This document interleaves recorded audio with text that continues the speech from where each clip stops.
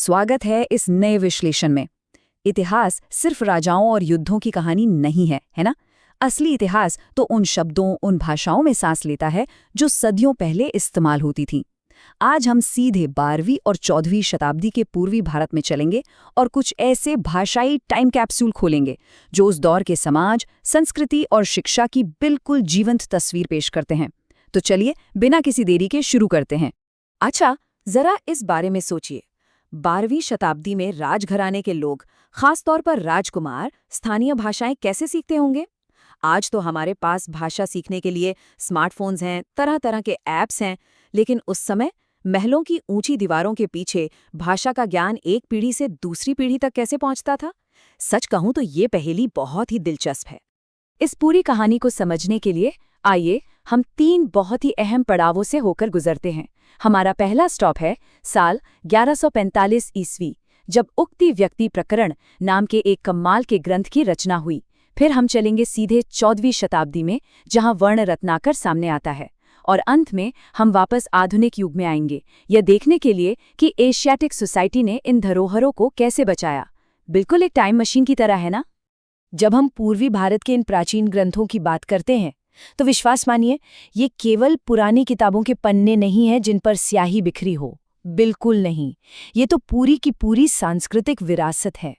ये सीधे हमें उस दौर के लोगों की सोच, उनकी जिंदगी और उनके पढ़ने पढ़ाने के तरीकों से जोड़ देते हैं।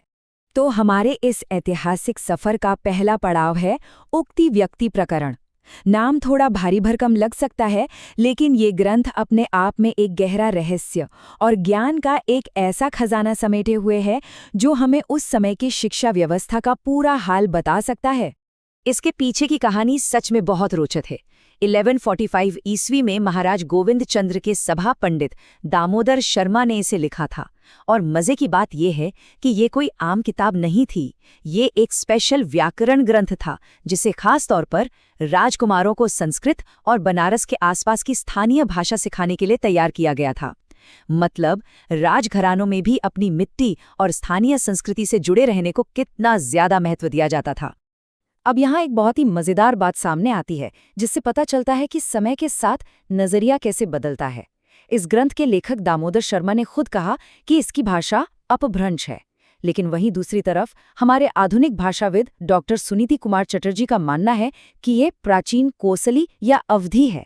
ये बहस हमें ये सोचने पर मजबूर कर देती है कि सदियों के सफर में भाषाओं के नाम और उन्हें देखने का नजरिया कितनी तेजी से बदल जाता है। पर रुकिए, बात सिर्फ व्याकरण या भाषा के नाम तक ही सीमित नहीं है। इस एक अकेले ग्रंथ ने मध्यकालीन भारतीय साहित्य को देखने का हमारा पूरा नजरिया ही बदल कर रख दिया। इससे सिर्फ भाषा की नहीं, बल्कि उस समय की पूरी संस्कृति की एक बहुत ही साफ झलक मिलती है। इस बात को और गहराई से समझने के लिए विशेषज्ञों की राय देखना बहुत जरूरी है। आचार्य हजारी प्रसाद द्विवेदी जी ने बहुत ही स्पष्ट रूप से बताया है कि दामोदर शर्मा की ये पुस्तक साबित करती है कि उस जमाने की कहानियों में गद्य यानी प्रोज का इस्तेमाल होता था, और शायद ये चंपू काव्य शैली में लिखी जाती थी, जहां गद्य और पद्य दोनों का एक बड़ा ही खूबसूरत मिश्रण होता है। ये एक बहुत बड़ा सबूत है कि उस दौर में कहानियां कहने और लिखने का तरीका कितना एडवांस और विविधता से भरा हुआ था। चलिए अब इस कहानी की अगली कड़ी की ओर बढ़ते हैं। हम आ गए हैं सीधे 14वीं शताब्दी में, और हमारे सामने है एक सचमुच की शानदार कृति, वर्ण रत्नाकर। और ध्यान दीजिएगा, ये सिर्फ एक किताब या ग्रंथ नहीं है, इसे तो एक तरह से एक पूरा का पूरा प्राचीन विश्वकोश यानी एनसाइक्लोपीडिया माना जाता है। 14वीं शताब्दी में ज्योतिरीश्वर ठाकुर ने इसे लिखा था। और इसकी सबसे खास बात क्या है पता है?